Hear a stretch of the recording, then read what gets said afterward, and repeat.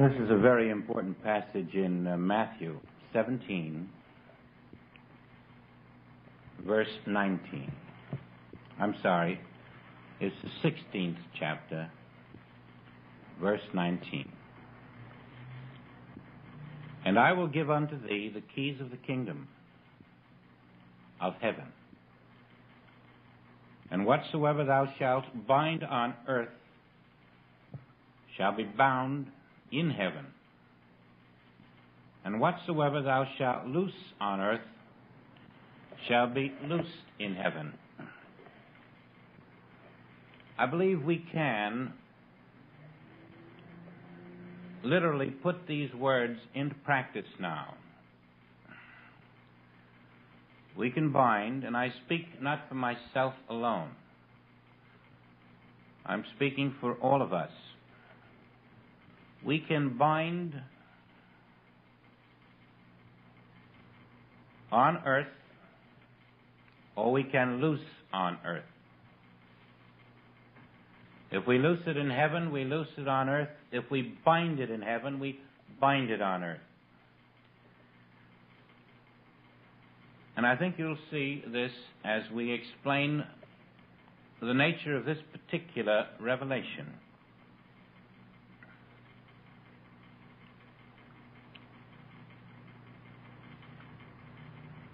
As we sit here this minute, something is happening that none of us are aware of. As you came from your car to this house, something happened that you were not aware of. And that same thing that happened then and is happening now has been happening every moment that you have walked this earth without your awareness of it. There's a device now that when you go into the bank, a photograph is made so that if by chance you should rob that bank, they have a photograph of you. Of course, as you walk into the bank, you're not aware that a photograph is being taken.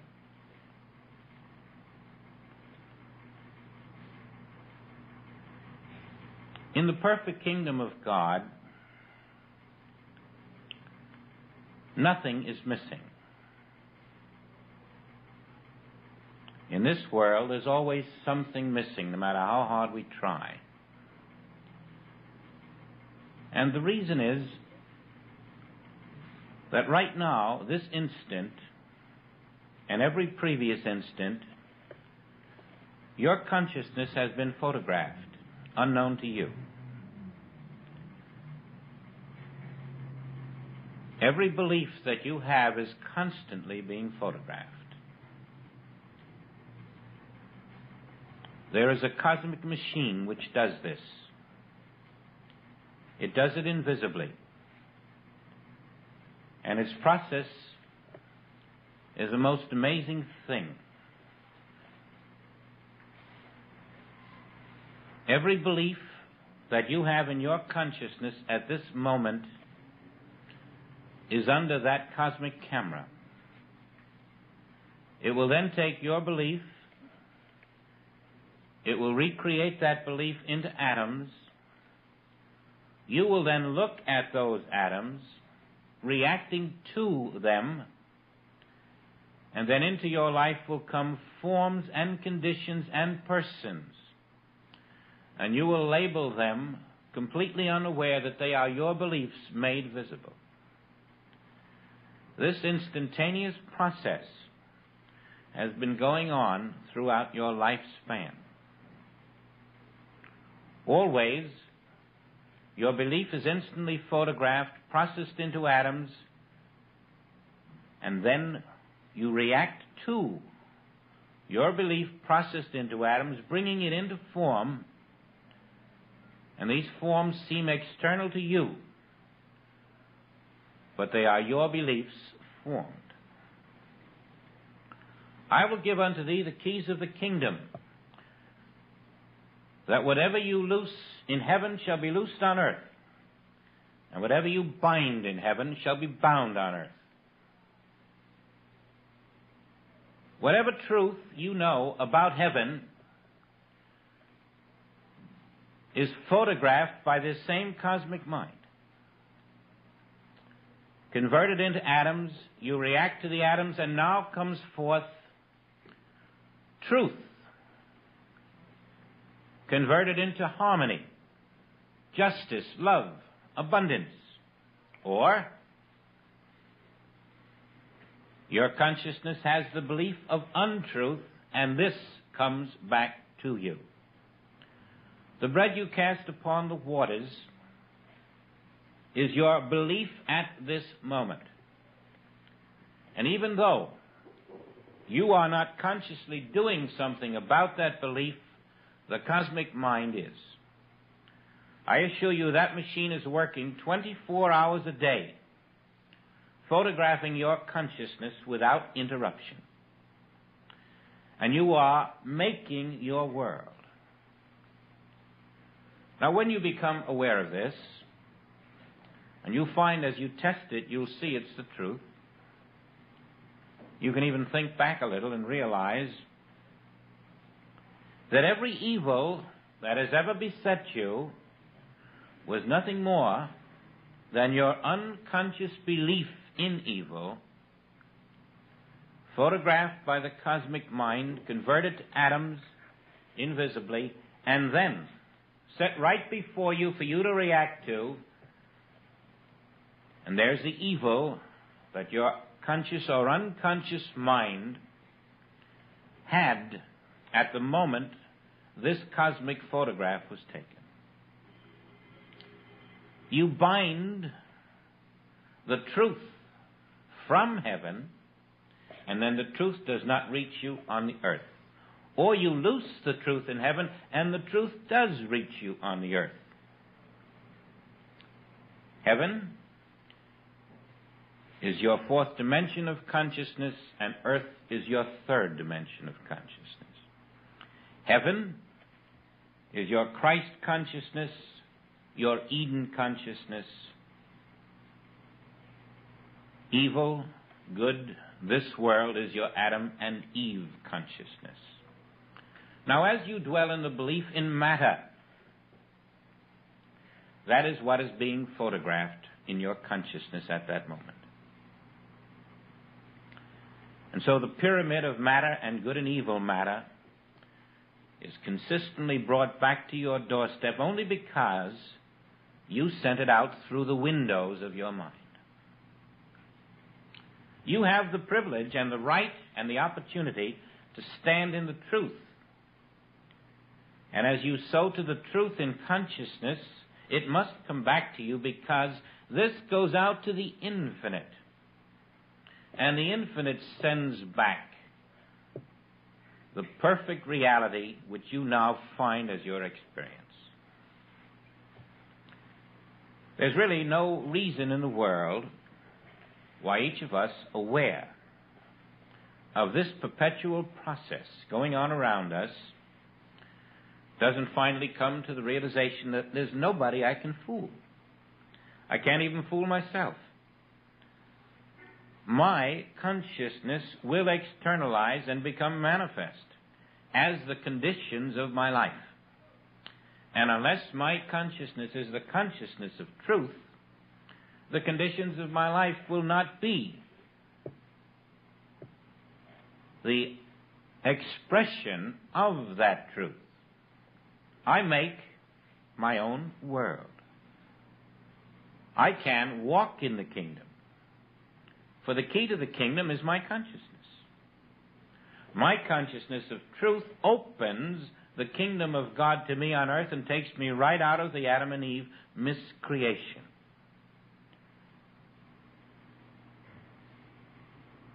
And so Paul says, pray without ceasing.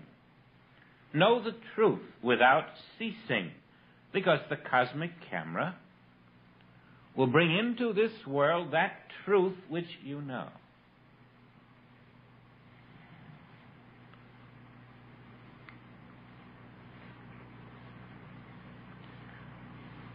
Just as the consciousness of an individual is photographed, so is the consciousness of a nation. You may not know your beliefs, but you'll know them soon enough by the things that happen in your life. You may not believe that you could murder. You may not believe that you could hate. But the consciousness of a nation can murder and can hate, and does. Do you see that you are being told now that you are in instant karma just by your thoughts? Your beliefs are the father of your thoughts, and the instant karma that occurs is the materialization of those beliefs through the cosmic process. Now go a little further and watch how it works. A nation which does not believe it can hate, which does not believe individually in murder, but collectively is willing to do it, drops bombs over Japan. What do you think happens next? The national consciousness has shown its belief. Do you think pollution? Do you think Vietnam? Do you think inflation is not that karma coming back to us as our own consciousness is photographed and developed and represented to us, and we say, where did it come from? What did we do? We killed, that's what we did. We murdered. Our karma is our own consciousness which reappears as form and condition. And it behooves each one of us to disclaim any part of every condition in this world which is not of God. We must step out of the world consciousness. We must step out of the national consciousness. We must step into the consciousness of my Father's truth. Because this is an inexorable law. As a man thinketh, so will he be. The bread you cast upon the waters must return running over. Your consciousness is the mirror which reflects everything you believe. But it's an instantaneous mirror. It leaves nothing untouched, nothing unnoticed. And you can be all alone in a room, in the world, but your consciousness is still being photographed, developed, and externalized as the material conditions of your world. When you see how inescapable this is,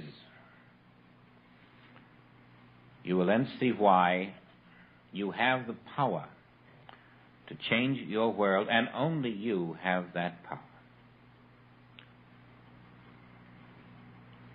We turn then to the one power in the universe that can take us out of instant karma. And that is oneness with Source. Conscious union with the One, the Self, the Spirit. The longer you remain in the belief of a material universe with material conditions, the longer will your material consciousness be the law of your being. The longer will you be separated from the grace, the perfection of reality. And knowing this, you can, at any moment, rest in the consciousness that God, being the one divine knower, Whatever the one divine knower does not know has no existence. The one divine knower knows nothing about a material universe which is healthy or sick, which is being born and being dying and dying and deceasing, which is up and down, which is happy and sad. The one divine knower knows nothing about the conditions of this earth. The one divine knower knows nothing except its own perfect spiritual universe. And no matter what besets you, to merely know that God knows nothing of this should make you say, then why should I know what God does not know? How can I know what God does not know? What is the truth? And as you know the truth, the reason it makes you free is because the truth now goes into the infinite camera. And that is what is developed, and that is what appears. Your consciousness of truth becomes the freedom of your being, because there is such a cosmic machine working day and night. Man's little inventions approximated the Polaroid in 60 seconds, or the photostat, the radar screen. All of these are man's attempt to imitate as best he can that infinite camera that is ever working, ever taking your consciousness and converting it into your experience. So let's not think we can hide. As a nation or as an individual, we cannot. And if we would be white as snow, we must return in our consciousness to that universe which was created immaculately as the only, and know that there has never been any other universe than the immaculately conceived universe of the Father's consciousness, where every form is perfect and immortal. The moment you recognize any form that is mortal as a reality, you're under the cosmic camera. When you're in truth, you're not under that cosmic camera. You're out of it. You're under the infinite camera of the divine consciousness. And you choose which camera you're under. The camera you're under decides which your experience will be. And our rebirth is coming out of this cosmic camera which photographs our knowledge of good and evil into the infinite camera which photographs only that which is the truth, the light of the Father. Our experience becomes divine or human. This is the key to the kingdom. And you have that key. You can bind the truth in heaven by not recognizing it in your consciousness, and it is bound for you on the earth. You cannot find it. Or you can loose it in heaven by recognizing it in your conscious, and it is loosed on the earth for you and you alone. Your consciousness determines that.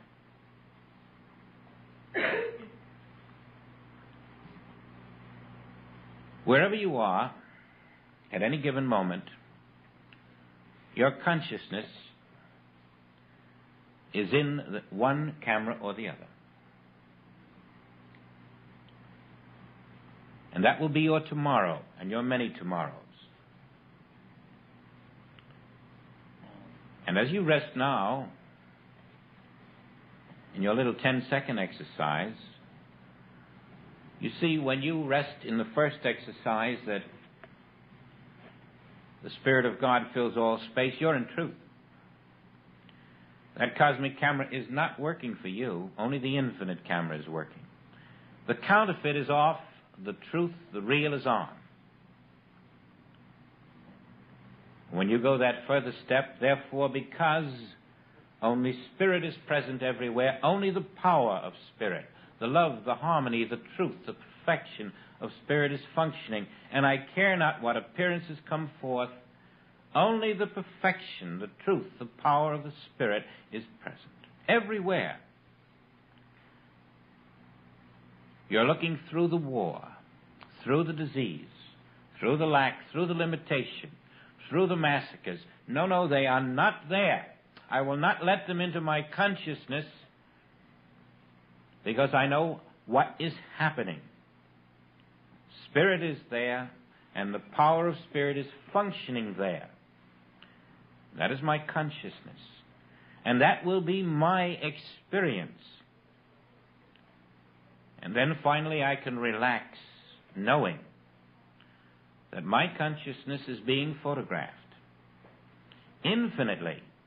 And the full force of the infinite will be flowing in all directions into my experience as the manifest, visible, tangible world in time.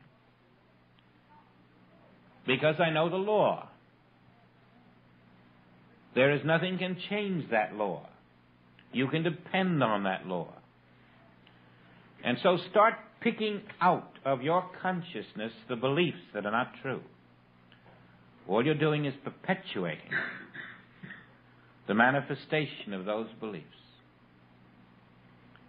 Come above your beliefs, above the words, above the thoughts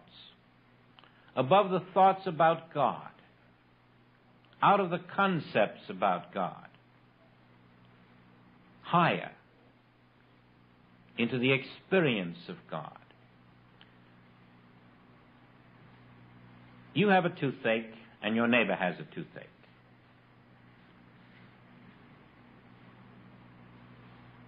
Whose toothache hurts you the most? Yours. You may sympathize with your neighbor, but it doesn't hurt you. Yours does because it's an experience. But they're both toothaches. Nevertheless, the one you experience is the one you know more about. And so it is with God. To talk about God is like your neighbor's toothache. It isn't yours. To know God aright, to have the experience of God, to have the experience of I and my source are one source, one being, one self. It's like letting the water become the ice and letting the ice become the water. One, not two. The water in the ice is the ice.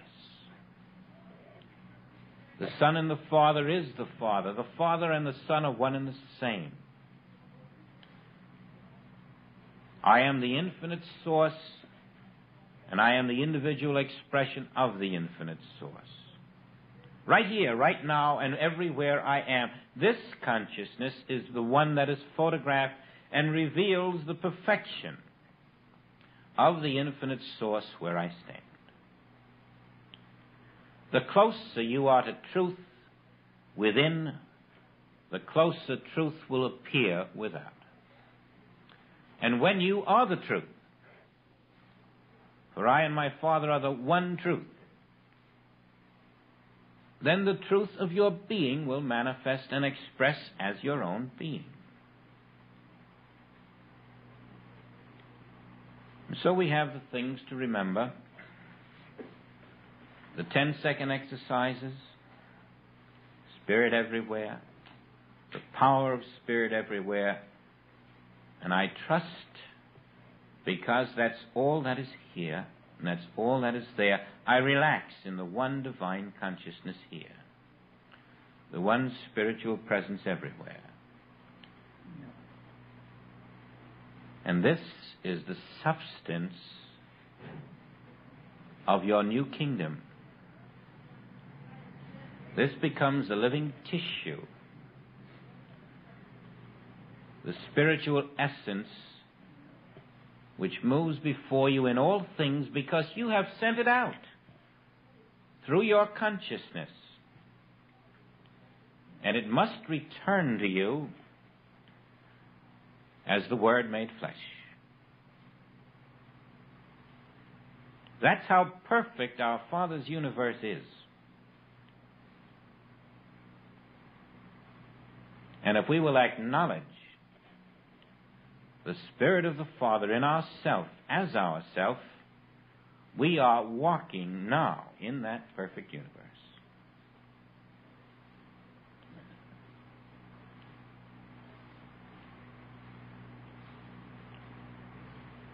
God knows all that must be known,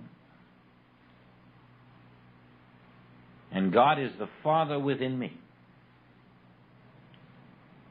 Within me is the perfect knower at all times. Within me is the Eden consciousness. And when Adam or Eve want to get busy, they will find no place in my consciousness. There are no serpents there. There are no opposites there. There is only what God knows. And the mind that thinks it knows more than God is cast out.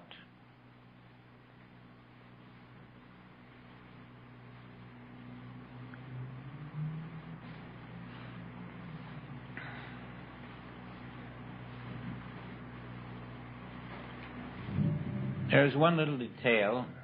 It's a rather technical thing. You are always looking at invisible atoms. And you are always seeing material things. Where the material things seem to be, the invisible atom is. That's the human mind. It looks at the atom which it cannot see and imagines that it sees matter. Now, the cosmic mind does the same thing, but on a different level. It looks at the spirit, which it cannot see, and thinks it is seeing atoms. And while it looks at the spirit, which it cannot see, and thinks that it's seeing atoms, it becomes your mind and mine, and then we look at the atoms which we cannot see and think we are seeing matter. Now, this is the chain through which spirit becomes atoms that are not, and we, looking at atoms that are not, see matter that is not.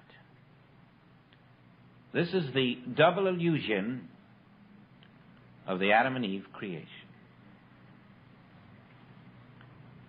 And so, don't think for a moment that with your naked eye you're going to look out and see God's forms. You will not.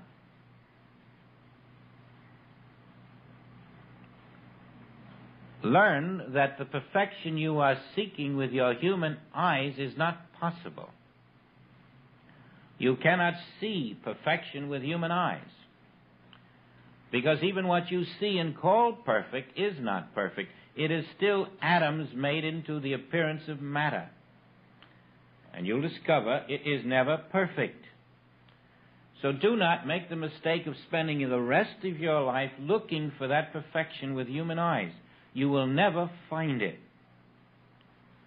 But it is right where you are looking. Beneath the matter that you do see, beneath the atom that you do not see, which are one and the same, the atom and the matter, is the spirit which is the perfection, and your human eye will never see it, but accepting it in your consciousness will bring it through the atom into visible material form as a harmonious manifestation of your spiritual consciousness. Don't waste your time looking for it. Accept the truth of the ages that only the Spirit is here. And teach that mind which thinks it knows more than the Christ that if God knew there were diseases and problems and all of the evils that our human minds witness, that God's power would have long ago removed them. Do not waste your time fighting, thinking, or trying to do something about the unreal material existence. Get below it, and get below that atom which never was placed there by God, into your spiritual consciousness which says, God knows, and what God knows is real, and what God knows is the only reality. And what God knows as the only reality is His perfection everywhere invisible. In that I rest, and that becomes my photographed consciousness appearing to me as my experience, and sometimes as the miracle of my experience. For then the absence of the evils of the material consciousness begins to show us that we have found the invisible miracle worker. The invisible consciousness of truth is the miracle worker. And it is your consciousness of the Christ, the Spirit of God in you.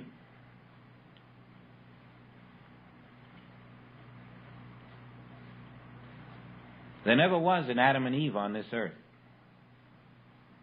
And their human contemporary counterparts are not on this earth either. Only the Spirit of God. When that is your consciousness, that will be your experience. Matthew 16, verse 19, the keys to the kingdom. Where your consciousness is, there is your experience. If your consciousness is in spirit, there is your experience.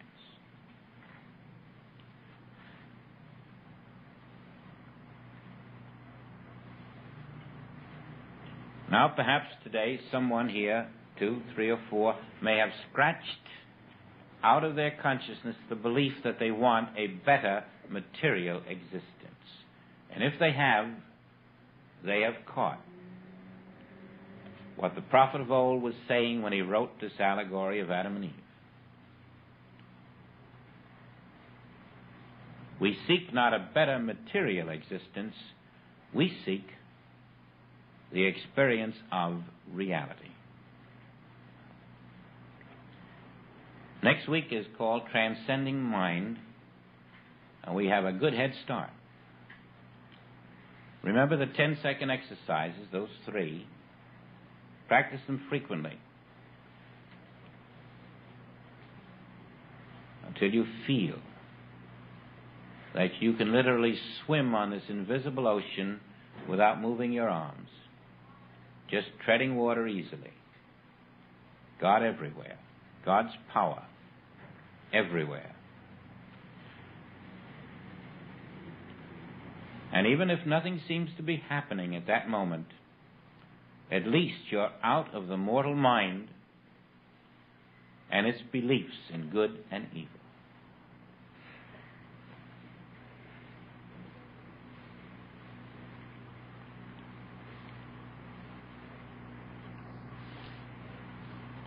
Thank you again